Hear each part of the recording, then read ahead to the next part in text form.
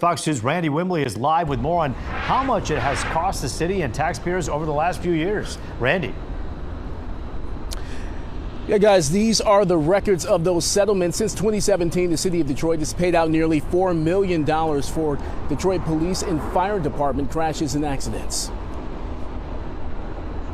As Detroit police investigated a crash involving a fire truck and an SUV that led to several injuries on the city's east side, one of their own would be involved in a rollover accident a week later. There's been scores of accidents involving police and fire vehicles in recent years, and in many cases, it ends up costing taxpayers. Fox 2 requested records of settlements for Detroit police and fire department crashes and learned the city paid out a total of $3.79 million over the past 5 years, in which fire trucks and police cruisers hit civilian cars, pedestrians, and even gas stations. Last year's, it's the same accident, so now we just got one bump lift. That's now when people they come, they was complain about it. How it's happened 2 times in a year is too crazy. DPD racked up the lion's share of those payouts with $2.8 million in settlements.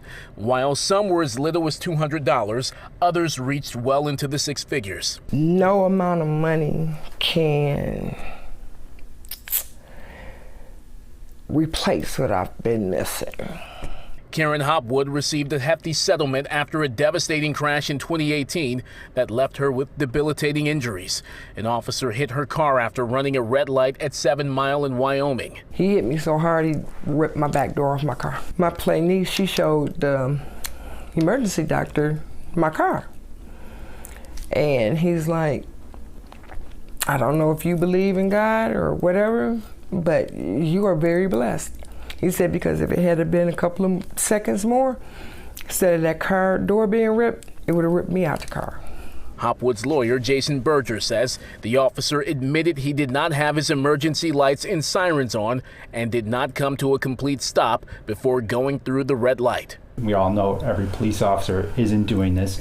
This isn't every officer, this isn't every member of the fire department. Are we putting them in a place to succeed? Because that's what we should be doing, is putting them in a place to succeed, be it training, be it equipment, instead of having to suffer with people like Ms. Hopwood, who now has lifelong injuries because of the negligence.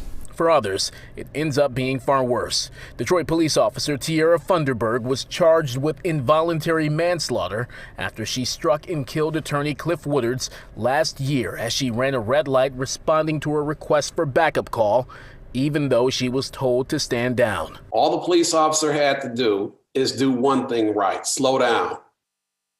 Don't go through the red light. How about obeying a command? Just one command. Woodard's case will likely be added to the long list of DPD crash-related settlements. His daughter is suing the city. The pursuit for justice and closure has been something that has been top of mind since February 8th. The Detroit Fire Department has also come under heavy scrutiny after a series of crashes the past few years. In some cases, the firefighters behind the wheel were drunk on the job. The city announced a 4-point plan last year to address the issue. We showed Karen Hopwood and her attorney the settlement records. She's convinced the city can do more to prevent these crashes and accidents. They need to get something done before more citizens have to die about this. It's not right. That's not what I pay my taxes for.